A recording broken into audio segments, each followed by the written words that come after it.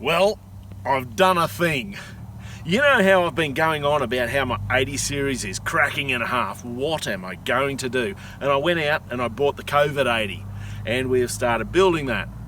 Well, the old 80 is wrecked out, parted out, it is gone. It is in pieces and it's scattered all across Sydney because I sold it out and, well, I kept some bits and pieces for the COVID 80, of course.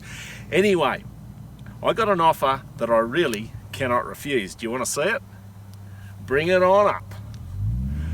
So this basically came about, and this vehicle has actually featured in a few Mad Matt videos, and well, the offer was there, and so look at what I got. Yes, a nice 105 series. I cannot believe that I'm the owner of this. Would you like to see what it's got? Come on, I'll show you around. So, now, you'll notice, firstly, it's not a Patrol. That's right, this is a Toyota 105 series. The other thing is, this is awesome. It's not a tractor motor. There's no diesel in here. This is the mighty 1FZ motor. But look at this little bit of goodness. Turbo from Safari. And down here, little bit of intercooler goodness. So she's running about 10 pound boost maximum, and she flies. So basically the story with this was my mate bought this 3 years ago and he started to build it, and Mrs. Mad Matt and I saw it when he got it and we were like, that is beautiful. We loved the colour. For camera it's perfect. It's basically the best of the Land Cruiser models in my opinion for what I do. As in live front end, we like the full body rather than a tray, etc. And so we actually wrote my mate an email and we said, mate, we want first right of reply if ever you're coming to sell your vehicle.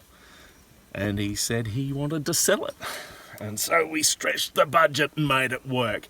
But what's it got? Well, obviously the turbo is perfect. You may remember I need it for towing. This is obviously going to tow the 3,500 kilos, and when the race car's on the back, the turbo's absolutely going to haul. Now, I've just towed, we're down here in the Victorian High Country at the moment, Dead Horse Gap. Many of you know exactly where I am.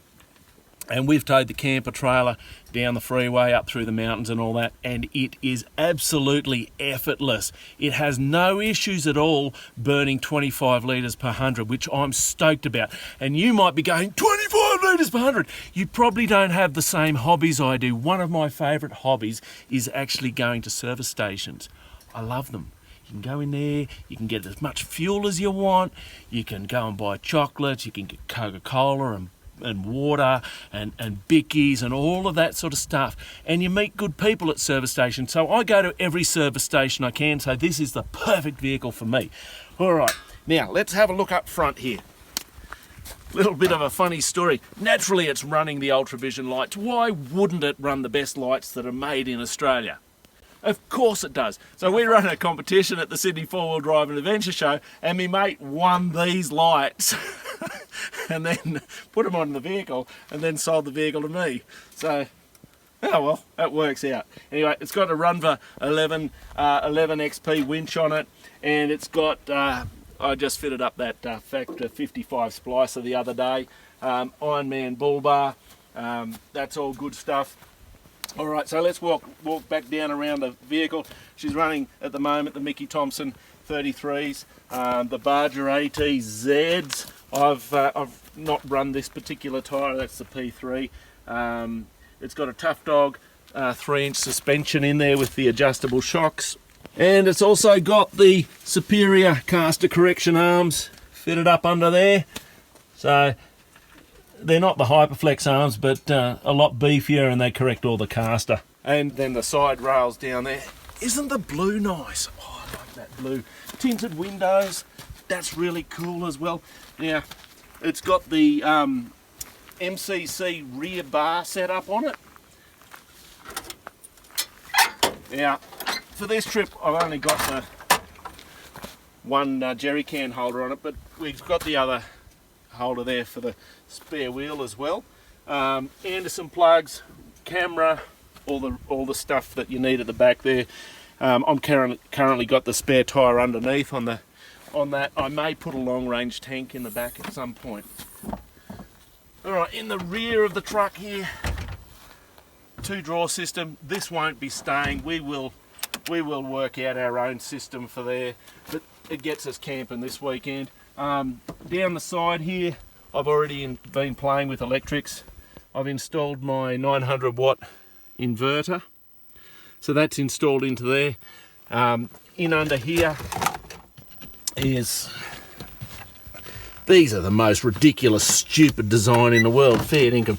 Anyway, the ARB twin compressor fitted down in the side there. So that's a nice setup. I've got to show you something I did around this side here. This is really nice. This is an eBay store from down in Melbourne. Have a look. They sell these little units here. This is a 3D printed backing thing, voltmeter. That's my fridge. 2 USBs, 2.5 4 amps each USB. These charge your phone, no worries at all. But that whole thing was like $50.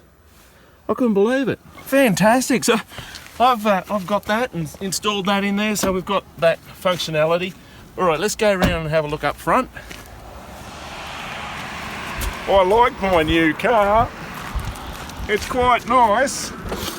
In the driveline, aside from having probably the best motor that was ever made for drinking fuel, it's the 5-speed manual. In the transfer case, it's got reduction, 33% I think reduction. In the diffs, it's twin locked ARB lockers with nitro gears as well. So it's all upgraded in the driveline. All right, so come and have a look up here. So we've got a boost gauge there, of course. We've got an airflow meter, an air mixture, fuel mixture meter there. So we're, measuring what the fuel mix is. All right, up on the dash here, I've already installed the Oricom tyre pressure monitoring system. One of the batteries has gone flat, that's why that's not showing. The 5-speed manual, as I mentioned before, it's got a piggyback ECU mounted in under here to manage the fuel system and manage the boost. Over here, I've just installed this little USB port here. This is another one of these ones I was talking about. So quite nice. Okay, so in there, closes down and covers it up. So I've installed that already. So I think that's everything. I tell you what, I am so excited, and it's so nice to drive. You sort of forget how the old 80s handled. But here's the thing, COVID 80. Well, my son, my youngest fella, Jess, he's about to get his license this November, and so he's bought COVID 80. So I'm still building COVID 80, so we're still doing that build series, but he's now going to be involved and say, well, Dad, this is how I want to build it. So a lot of the stuff that came out of the old 80 is going into COVID 80, and it's all going to end up being very much the same. But anyway, there you go. I'm a rather happy bunny, as you can tell. I think this is just perfect for our needs. It suits our needs. Here's the problem. This is the big problem, actually. It's too nice for me. I've got to look after this one. So I've already told Mrs. Mad Matt, if she sees me about to do something stupid, she's got to pull me up. So the idea is that this doesn't go rock crawling. This one is all about touring and towing and getting out there. It's got all the fruit and that, but I'm going to try and keep this one nice. So hopefully you guys will get to see this on the road and in many of the Mad Matt 4Drive videos coming up. All right, guys, I hope you've enjoyed this. I hope it doesn't make you jealous. I hope it makes you excited. And all you Nissan owners that are bagged out at the beginning because of the engine bay stuff, yeah, love yous anyway. All right, guys, I'm Mad Matt. Stay safe on the trails.